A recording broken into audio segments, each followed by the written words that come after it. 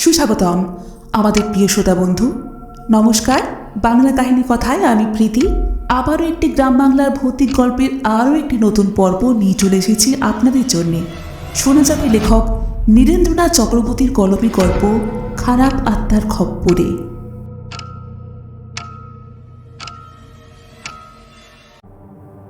গল্পটা শুনেছিলাম বাজপেয়ীদার কাছে।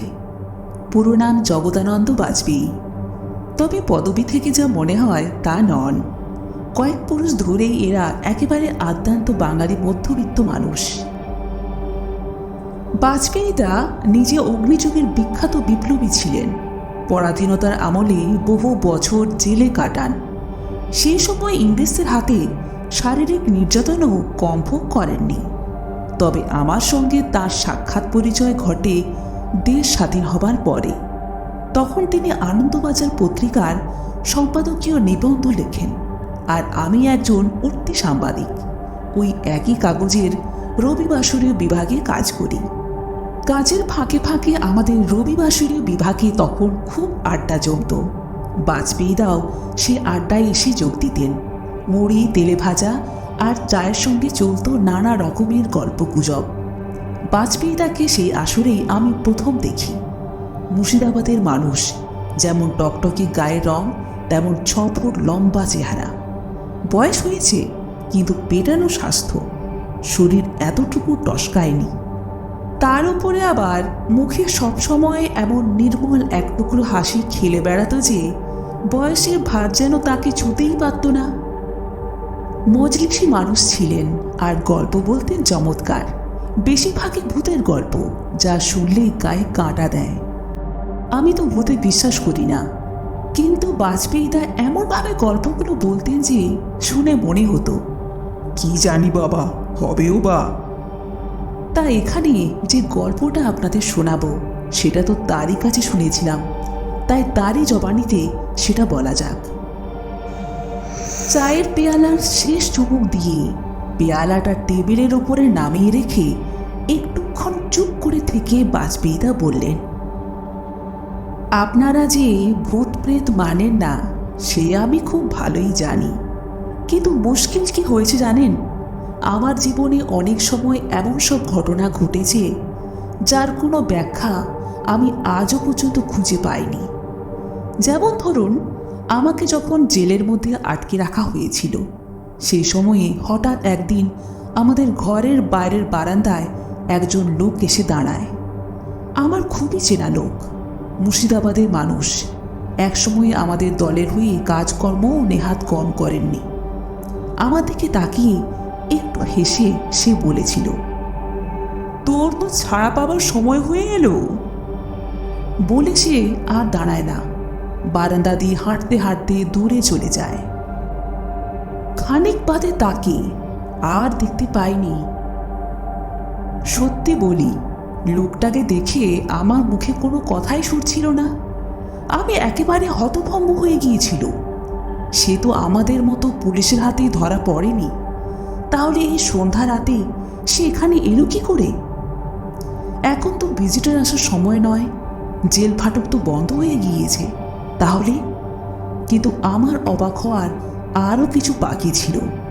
পরদিনই জানতে পারি যে আমার রিলিজ অর্ডার এসে গেছে।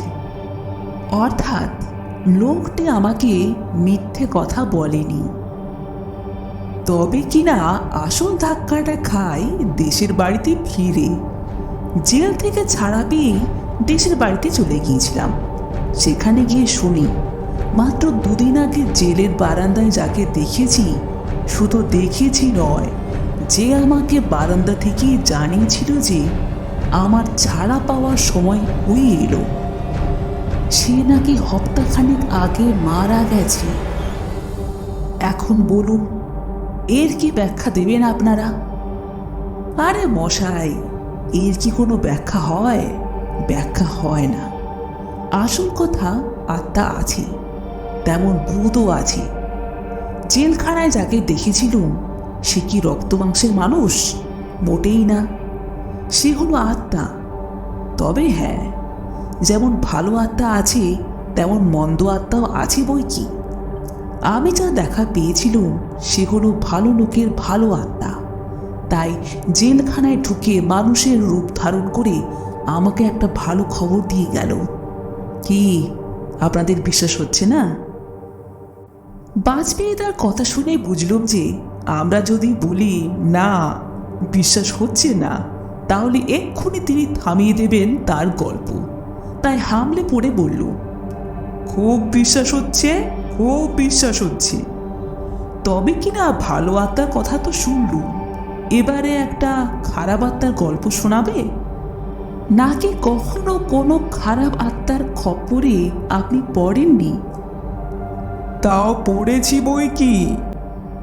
বাজপেয়ীদা বললেন, অনেকবার পড়েছি। একবার তো হাট থেকে বাড়ি ফেরার পথে গঙ্গার ধারে অতি বিচ্ছিরি এক আত্মার পাল্লায় পড়ে গিয়েছিলুম। সেবারে যে কি ফ্যাসাদে পড়ে গিয়েছিল সে আর কহতব্য নয়।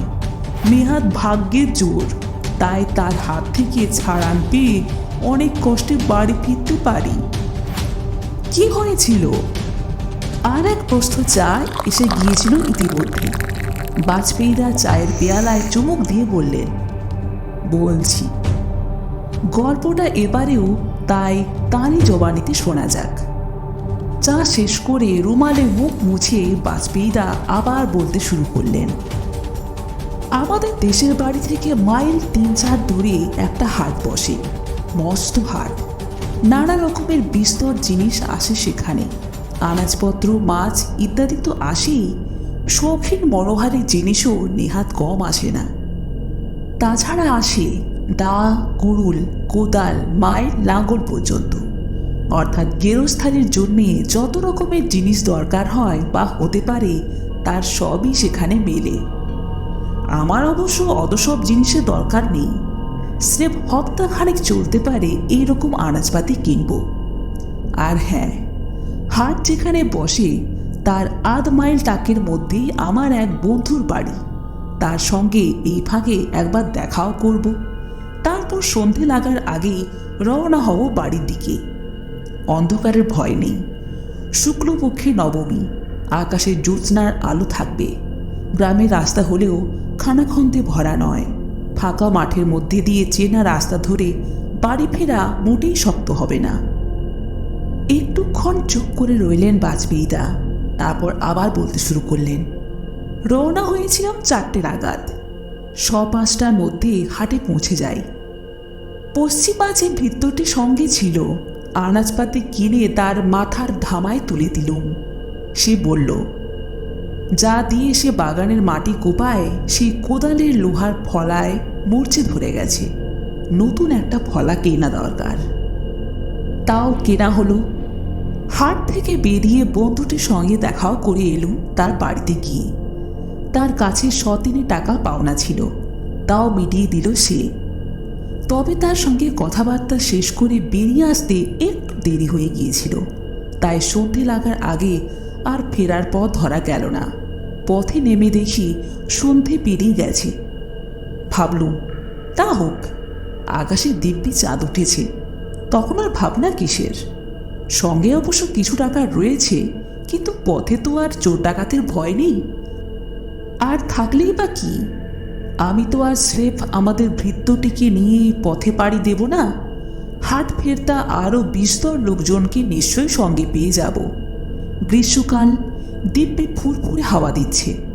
হাটুরে লোকজনদের সঙ্গে গল্প গুজব করতে করতে নিশ্চিন্তে এই 3-4 মাইল পথ চলে যাওয়া যাবে। কিন্তু খানিকটা পথ এগিয়ে গিয়েই ঠাউর হলো যে পথ একেবারে নির্জন। আমাদের ওদিক থেকে যারা হাটে এসেছিল কেনাকাটা শেষ করে তারা ফিরে গেছে। নেহাতি 2-4 জন লোক আমাদের সঙ্গে সঙ্গে আসছিল বটে, কিন্তু তারা কাছাকাছি থাকে। খানিকটা গিয়েই তারা ডাইনে বাঁয়ে মাঠের মধ্যে নেমে যে যার গ্রামের পথ ধরল। ব্যাস, আমরা একদম একা, সামনে আর পিছনে একটাও লোক নেই। সঙ্গী বলতে স্রেফ পশ্চিমা বৃত্তটি, ওকে নিয়েই এখন বাদ বাকি পথ আমাকে পাড়ি দিতে হবে।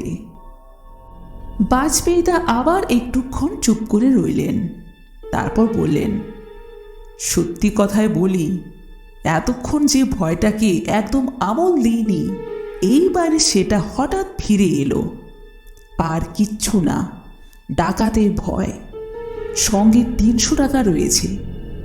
এই যখনকার কথা বলছি, 300 টাকার দাম তো তখন নেহাত কম ছিল না। হঠাৎ যদি এই ফাঁকা পথে একদল লোক হঠাৎ রে রে করে সামনে এসে দাঁড়ায়, তো কি করব?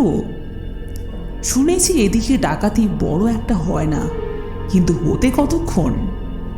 হাতে একটা লাঠিও তো নেই।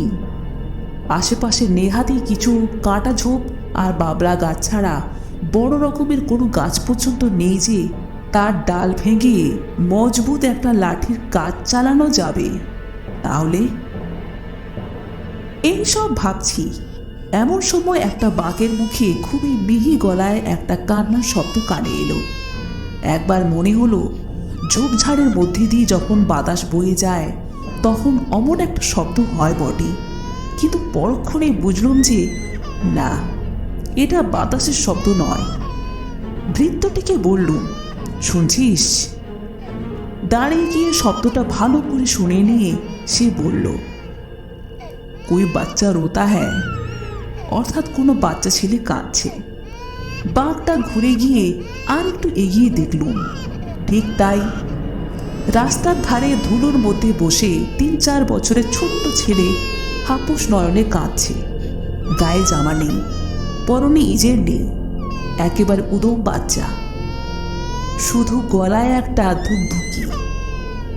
এদিকে মানে মুর্শিদাবাদ জেলার এই এলাকায় বিহার থেকে আসা দেহাতি মিস্ত্রি, মজুর, কুলি কামিন কিছু কম থাকে না। বাচ্চাটার গলায় ধুকধুকি দেখে মনে হলো তাদেরই কারো ছেলে হবে, কিন্তু ছেলেটাকে এইভাবে পথের মধ্যে ফেলে রেখে তারা গেল কোথায়? এ তো বড় বেখেয়ালি বাপ মা। সম্ভবত হাটে এসেছিল, তারপর সদাপত্র করে সামনে এগিয়ে গেছে।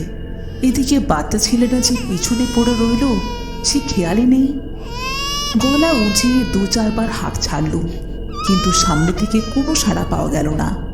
কিন্তু বাচ্চাটাকে পথের মধ্যে এইভাবে ফেলে রেখে আমরাই বা এখন বাড়ি ফিরে কি করে? ফেলে রেখে গেলে তো মাঝরাত্রিরে শেয়াল কিংবা বেড়ালি একে টুকরো টুকরো করে ছিঁড়ে খাবে। শেষ পর্যন্ত ঠিক করলাম যে সঙ্গে করে একে আমাদের বাড়ি নিয়ে যাব, রাত্রিটা সেখানে থাকুক, তারপর কাল সকালবেলায় এর বাপ মায়ের খোঁজে বেরোনো যাবে। কিন্তু এই বাচ্চা ছেলেকে এতটা পথ হাঁটিয়েই বা নিয়ে যায় কি করে? পশ্চিমা ভৃত্যটিকে বললুম, এই তুই তোর ধামাটা আমায় দে, তারপর এই বাচ্চাটাকে তোর কাঁধে তোল। তো তাই হলো। ধামাটা আমি আমার মাথায় তুলে নিলুম, আর বাচ্চাটাকে কাঁধে নিয়ে ভৃত্যটি আমার পিছনে পিছনে আসতে লাগলো। হাঁটতে হাঁটতে একবার পিছন ফিরে তাকিয়েছিলুম, দেখলুম ভৃত্যের ঘাড় থেকে তার গলার দুদিক দিয়ে পা ঝুলিয়ে বাচ্চাটি বেশ জুত করে বসেছে। এখন আর কাঁদছে না। মুখে যে হাসি ফুটেছে চাঁদের আলোয় তাও চোখে পড়ল। কিন্তু খানিকটা পথ গিয়েই খটকা লাগলো একটা। ভৃত্যটি বারবার পিছিয়ে পড়ছে কেন? ওর তো ঠিক আমার পিছন পিছনই আসার কথা। তাহলে একবার জিজ্ঞাসাও করলুম, হ্যাঁ রে, ব্যাপার কি? যেভাবে হাঁটছিস তাতে তো বাড়ি পৌঁছতে রাত কাবার হয়ে যাবে। তাতে সে বলল, বাচ্চাটা নাকি দারুণ ভারী। শুনে হেসে বলল, আমার ধামার মধ্যে 5 সের আলু, 10 সেরই একটা কাঁঠাল, সের কয়েক বেগুন আর বস্ত একটা কুমড়ো রয়েছে। বাচ্চাটার ভার কি তার চেয়েও বেশি নাকি রে? এরপরে আর খানিকক্ষণ কোনো কথা হলো না, কিন্তু তারপরে যা হলো সে এক তাজ্জব ব্যাপার। পিছন থেকে কাঁপা কাঁপা গলায় ডাক শুনল, বাবু। ভৃত্যটির গলা। মনে হলো সে খুব ভয় পেয়েছে। পিছন না ফিরেই বলল, কেন রে, আবার কি হলো? তাতে ওই কাঁপা কাঁপা গলাতেই সে বলল, বাবু, इसका टिंगरी तो बढ़त चले। অর্থাৎ এর পা ক্রমেই বেড়ে চলেছে। এর পরে আর পিছন না ফিরে উপায় কি? কিন্তু পিছন ফিরে যা দেখলুম তাতে আর আমার বাক্সফুর্তি হলো না। একেবারে ভিড়মি খাওয়ার জোগাড়। বাজপেয়ীদা আবারও খানিক্ষণ চুপ করে রইলেন। আমরা এদিকে অস্থির হয়ে উঠেছি। বললুম, কি হলো বাজপেয়ীদা? চুপ করে গেলেন কেন? পিছন ফিরে কি দেখলেন? যা দেখলুম তা আপনারা বিশ্বাস করবেন না ভাই। বিশ্বাস করি না করি সে আমরা বুঝবো, আপনি কি দেখলেন সেটি বলুন দেখি। দেখলুম, বাজপেয়ীদা বললেন, উফ, সে কথা ভাবলে এখনো আমার গায়ে কাঁটা দেয়। যা চলে, কি দেখলেন সেটাই বলুন না। দেখলুম যে ছেলেটা তো আমাদের বাড়ির চাকরের গলার দুপাশ দিয়ে ঠ্যাং দুটো লম্বা হয়ে গিয়ে একেবারে মাটিতে এসে ঠেকেছে। তারপর কিছুক্ষণ পরে একটা জায়গায় এসে চাকরের ঘাড় থেকে মস্ত একটা লাফ দিয়ে মাটিতে নেমে পাশের মাঠের ভিতর দিয়ে ছুট লাগিয়ে কোথায় যে এসে মিলিয়ে গেল কিচ্ছু বুঝলাম না। আর আপনারা? সঙ্গে সঙ্গে মাথার ধামা মাটিতে নামিয়ে ছুট লাগালো। চাকরটিও দৌড় লাগালো আমার পিছনে পিছনে। দৌড়তে দৌড়তে একবারও আর পিছন ফিরে তাকায়নি। একেবারে বাড়িতে পৌঁছে তবে থেমেছি।